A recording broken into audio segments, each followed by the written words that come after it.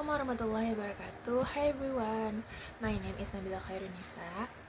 I'm from 4D. Today I want to tell about the textbook. The title is Understanding Second Language Process. Okay, first, why do some people learn English very quickly while others still struggle even after studying for many years? Is learning a second language only about memorizing grammar and vocabulary?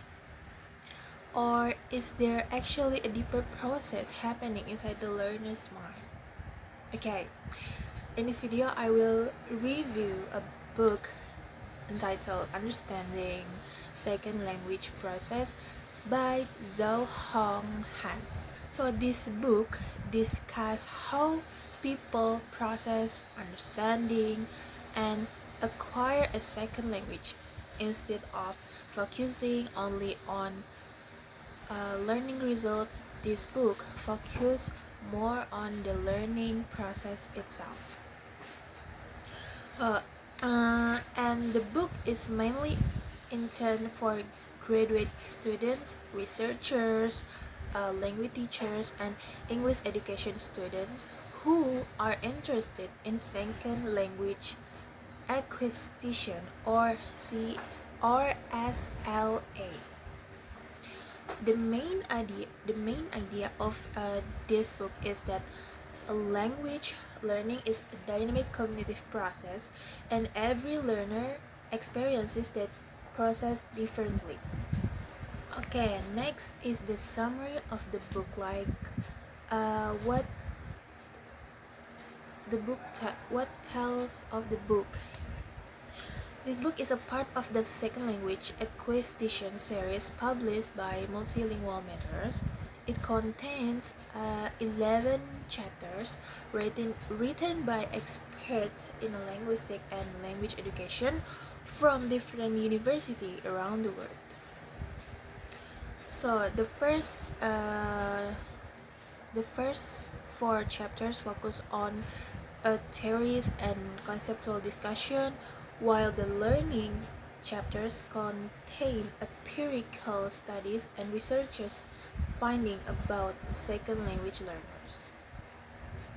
The book explores many important topics such as consequences in language learning, bilingual competence, grammar processing, learner attention, pronunciation acquisition, working memory, pragmatics, and classroom instruction. So one thing that makes this book interesting, it is emphasis on the learning process, not only the final product. The editor explained that many traditional studies only evaluate whether learners produce correct language form. However, this book tries to understand how learners actually process language internally. So the main discussion of the book first is consequences and language learning. One of the most interesting chapters in chapter 1 by Michael Sherwood Smith. This chapter discusses the role of consequences in the second language learning using something called the Mogul MOGUL framework. That learners may consequently understand grammar rule, but that does not automatically mean they can use their language fluently in a real communication. The second is multi-competence theory. Another important chapter is in chapter 2 by Vivian Cook about multi-competence. A traditional second language learners are often compared to native speakers. If learners do not sound like native speakers, they are sometimes considered unsuccessful. However, Vivian Cook disagrees with this perspective. Uh, so he explained that bilingual learners should not be viewed as failed native speakers. Instead, bilinguals have their own unique language system and cognitive abilities. So this idea is a very important because it changed how we use a language learners. And the third is attention and input processing. The book also discusses learner attention and input processing. Several chapters explain that learners do not automatically notice every grammar from form or vocabulary item they have or read. Teachers therefore need to help students focus on important language features through classroom activities and meaningful communication. And next, a strange of the book. Now I will explain the strange of the book. So first, a strong academic quietly. The first strength is the strong academic foundation.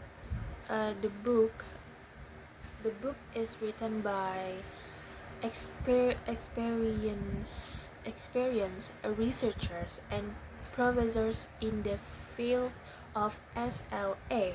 Because of this, the information is credible and research based, and the theories are supported by studies, experiments, and references from many experts.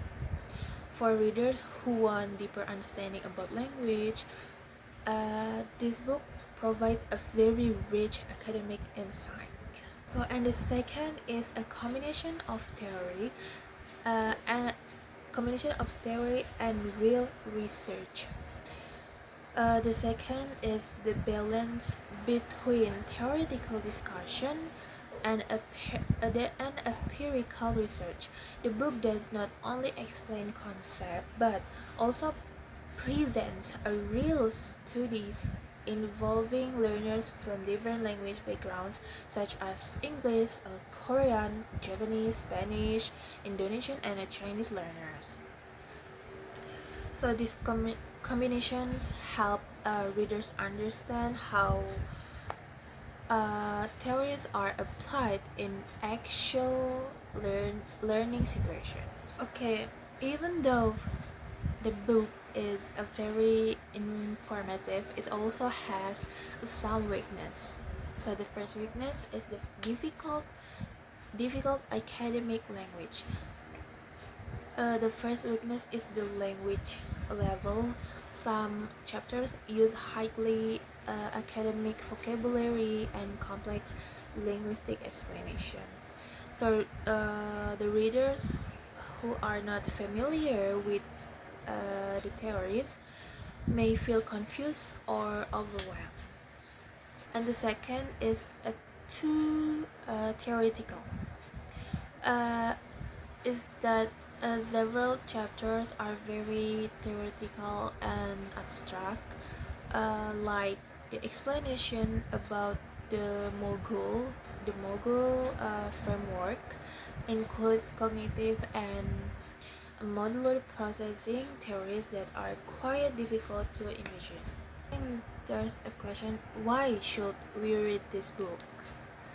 I believe this book is a very valuable for English education students, future teachers, researchers, and advanced learner because it helps us in understanding the real process behind language learning. So I think that's enough from me. Thank you for listening, and wassalamualaikum warahmatullahi wabarakatuh.